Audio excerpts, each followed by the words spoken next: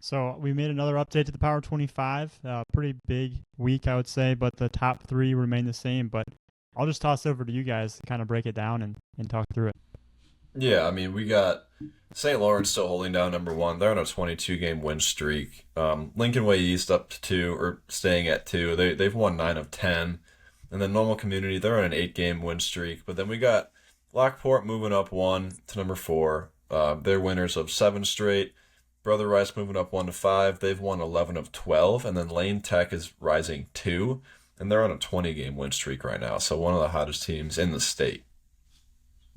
We got McHenry moving up 3 spots after a 6-0 week. They're currently 21-3-1 and on an 8-game win streak. I was just gonna touch on some of those top teams that you were talking about there, Pete, because it's been a while since we've seen a team as dominant as St. Lawrence is showing right now. You know, there's a handful of years ago, there's been some teams that have started out the year undefeated, some things like that, but St. Lawrence is undefeated in the state of Illinois.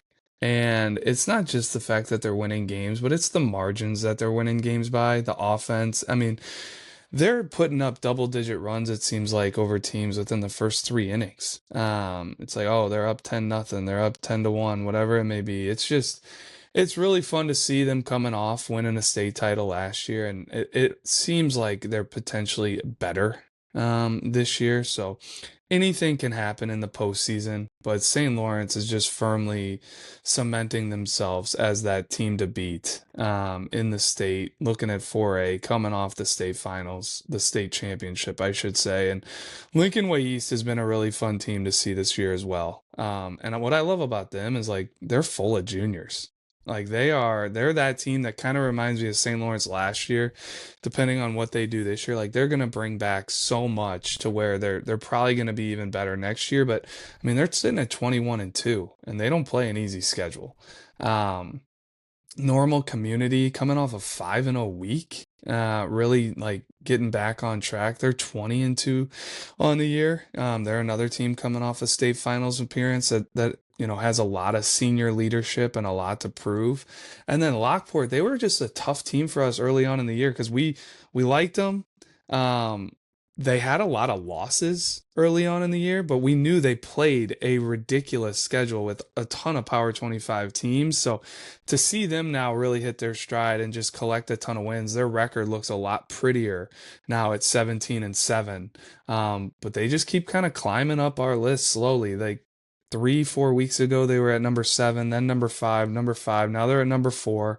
We'll see what they can keep doing. And Brother Rice, kind of proven the same thing as Lockport. Like they had a gauntlet of an early season schedule, and they have 8 losses on the year. But last week, playing conference games, I mean, they swept Rita, they swept Loyola, they went 4-0. They're 17-8 now on the year. And man, to see what Lane Tech's doing is really fun as well. Another team that's really been climbing up our list as of late, won a bunch of games in a row, and they're sitting at 20-4. So I know I kind of regurgitated a lot of what you already said, but those are just some things that really stick out to me looking at the top of the Power 25 here. And I know there's some other teams to talk about. Well, one other thing about Lincoln Way East is they really like their sophomore group, potentially more than their junior group. So they'll be really good for a long time, and they'll be one to watch here in the next few years, it seems like. And one sophomore, like they don't have a lot of sophomores that are impacting that club just because of how deep they are and how loaded they are. But Keegan Crabtree, he's a guy that we saw, I think, for the first time last fall at a showcase, showed really well, like the actions and movement patterns you want to see. The tools weren't fully like developed at that time, and they weren't loud. But then he came back this winter in February, and like everything had ticked up. He was still the same really silky, smooth mover, and like 60 time got better, arm strength got better, the velo on the mound really took a step up, and he's been impacting their club on the mound for sure, and getting some time as a position player too. So he's a really, really solid two-way follow for them in that sophomore class. Just one that stands out to me, Pete. Mascoutah, they're up to number 12 now. They're up 2 spots. They went 3-0 on the week. Lincoln Way West up to 14, Lamont up to 15, and Geneva up to 16. They're all up 2 spots from last week. Then we got Manuka, number 9. They're entering for the first time this year at number 19, but they've been a team we've kind of been on for a while now. They went 4-0 on the week, and they're 18-4 on the year. Dunlap up 2 spots to number 21. They're 19-4.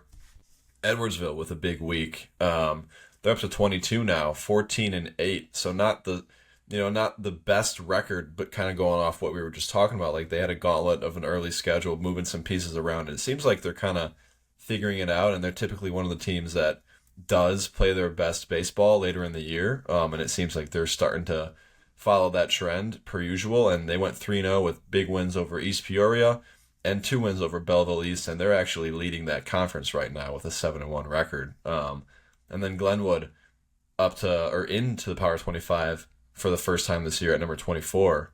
They're 17-3, and they had a 2-0 week. Yeah, the Edwardsville call out to me is like, we've got multiple eye tests on them. We love the way that they play. It doesn't really matter who's in their lineup. They're going to battle. They're going to do the little things right. And like, they've been battling injuries on the mound this year, and hopefully they're going to get some guys back here soon. But that's what stood out to me last week and really warranted the bump was like, they gave up 1 run in 3 games, 2 shutouts and 1 run against Belleville East. So seems like they're getting some production on the mound. They're going to have to pitch it. Like, I don't think they're going to be a team like St. Lawrence. It's going to bang out, double-digit runs every game, but they're going to be tough to beat. And Coach Funkhauser down there will have them figured out and kind of the right lineup and recipe for success come playoff time. But they've been a tough one on like where to slot them in the Power 25, like just full transparency. But we love what they do down there, and I will always give them the benefit of the doubt. And it's good to see them coming off a 3-0 week.